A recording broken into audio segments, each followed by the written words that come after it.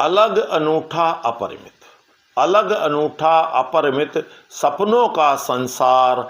अक्सर लोग पूछते लाभ हानि व्यवहार, लाभ हानि व्यवहार। नमस्कार साथियों, स्वागत है आपका संप्रेषण में एसएस में।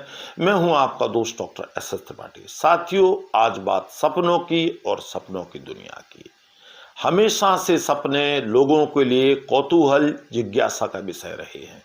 अलग अलग लोग अलग अलग स्थानों पर अलग अलग प्रकार से सपनों की व्याख्या करते हैं। और रामचरितमानस के सुंदरकांड में संत तुलसीदास जी ने भी एक स्वप्न का जिक्र किया है। सपने बानर लंका जारी, चातुधान सेना सम्मारी। और साथियों, सर्वविदित है कि बाद में यह सपना सच हुआ। सपनों की एक अलग दुनिया है साथियों। कभी सपने हमें डराते हैं तो कभी हमारे अंदर नई आशा का संचार करते हैं। स्वप्न शास्त्री ने अचेतन मन में आए विचार कहते हैं।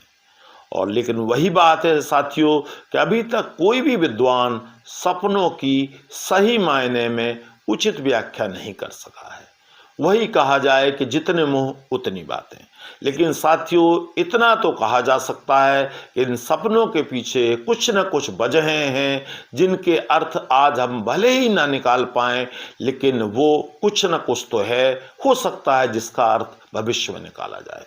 और साथियों, आज मैं ऐसे ही कुछ सपनों का जिक्र करना चाहूँगा जो देखे गए पहले और बाद में सच साबित हुए और उन सपनों ने इतिहास में अपना स्थान बनाया। आइए साथियों, ऐसे ही सपनों की चर्चा करते हैं। आप सबका स्नेह सानिध्य समर्थन चाहूँगा। तो साथियों, सबसे पहले तो मैं चर्चा करना चाहूँगा सदी के महानायक अमिताभ बच्चन जी के साथ जो कुली फिल्म की शूटिंग के दौरान हादसा हुआ था। साथियों, हमारे सदी के महानायक अमिताभ बच्चन साहब को दुनिया में कौन नहीं जानता। और लोग यह भी जानते हैं कि जुलाई 1982 में कुली फिल्म की शूटिंग के दौरान उनके साथ एक फाइट सीन में बहुत भयानक हादसा हुआ था जिसमें उनकी जान जाते जाते बची थी। पर साथियों, यह बात बहुत कम लोग जानते हैं कि इस हादसे से चंद रोज पहले स्वर्गीय अभिनेत्री स्मिता पाटिल को एक स्वप्न आया था जिसमें उन्होंने देखा था कि सदी के महानायक अमिताभ बच्चन जी के साथ स्वप्न में कुछ बहुत बुरा हुआ है। और उन्होंने उसी समय घबराहट में रात के 2 बजे अमिताभ बच्चन साहब को फ़ोन किया और उनकी खैरियत जानी और उन्हें स्वप्न के बारे में बताया। और इस बात का जिक्र स्वयं अमिताभ बच्चन साहब कई जगह कर चुके हैं। और बाद में साथियों, उसके कुछ ही दिन बाद वो भयानक घटना हुई और अमिताभ बच्चन साहब के साथ वो खतरनाक हादसा हुआ जिसमें उनकी जान जाते जाते बची। और साथियों, दूसरा जो बहुत लोकप्रिय स्वप्न है जिसके बारे में सारी दुनिया जानती है कि बेंजीन का रासायनिक सूत्र। तो बेंजीन की खोज साथियों माइकल फैराडे साहब ने की थी 1825 में। लेकिन वर्षों तक उसके जो केमिकल फॉर्मूला है C6H6 उसकी संरचना या स्ट्रक्चर नहीं बन सका था। इसकी संरचना की खोज 1865 में जर्मन वैज्ञानिक केकुले ने की। तो केकुले साहब बहुत दिनों तक बेंजीन के स्ट्रक्चर के लिए माथापच्ची करते रहे, लेकिन उन्हें कुछ नहीं सूझ रहा था और उनके दिमाग में दिन रात बेंजीन का स्ट्रक्चर ही चलता रहता था। एक रात उन्होंने स्वप्न देखा कि एक सांप अपने मुंह में अपनी पूंछ दबाए बैठा है। और जब वो सुबह उठे तो उन्हें प्रेरणा मिली और उसके बाद उन्होंने बेंजीन का स्ट्रक्चर C6H6 बनाया। और जिन लोगों ने बेंजीन का स्ट्रक्चर देखा है तो वो समझ सकते हैं वो कुछ उसी वलयाकार आकृति में है जिसे आप हमारे थंबनेल में भी देख सकते हैं।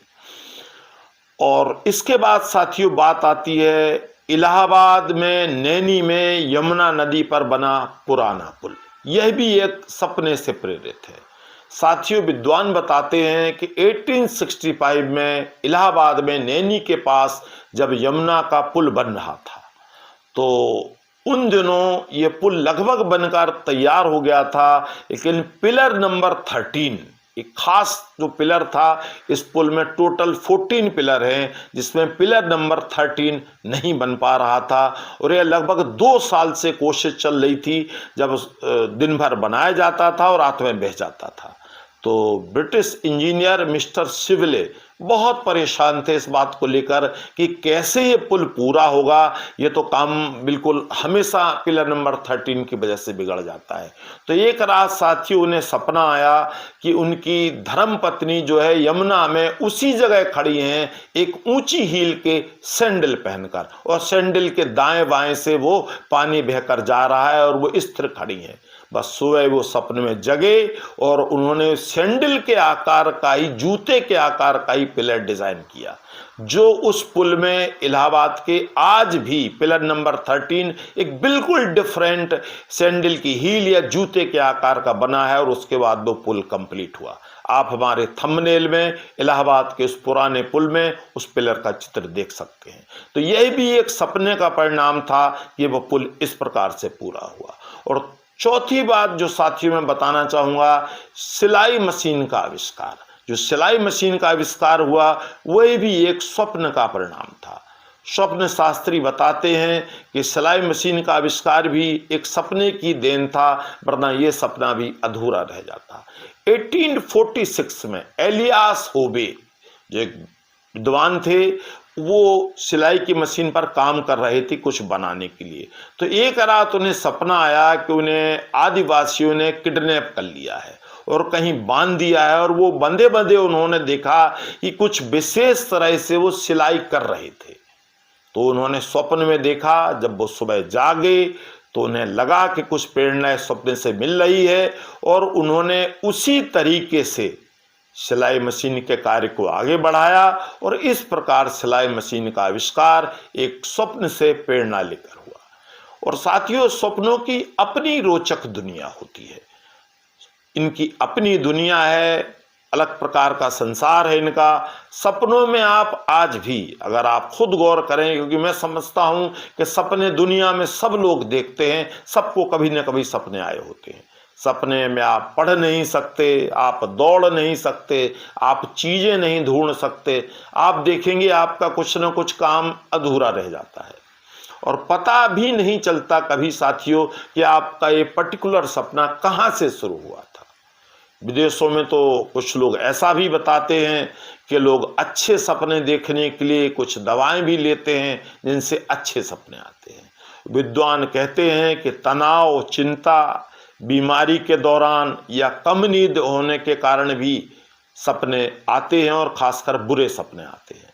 लोग कहते हैं अच्छा सपना जो है वो किसी को बताना नहीं चाहिए, और अगर आपको बुरा सपना आए तो जरूर किसी न किसी से उसकी चर्चा कर देनी चाहिए। और विद्वान तो यहाँ तक बताते हैं अगर कोई ना मिले तो आप अपना सपना किसी पेड़ को बता सकते हैं, ताकि स्वप्न से जुड़ा दोष दूर हो जाए। और साथियों, यहाँ भी विद्वानों ने बताया है कि रात में 12 से 3 के बीच जो सपने आते हैं उनके सच होने की संभावना कुछ ज्यादा होती है।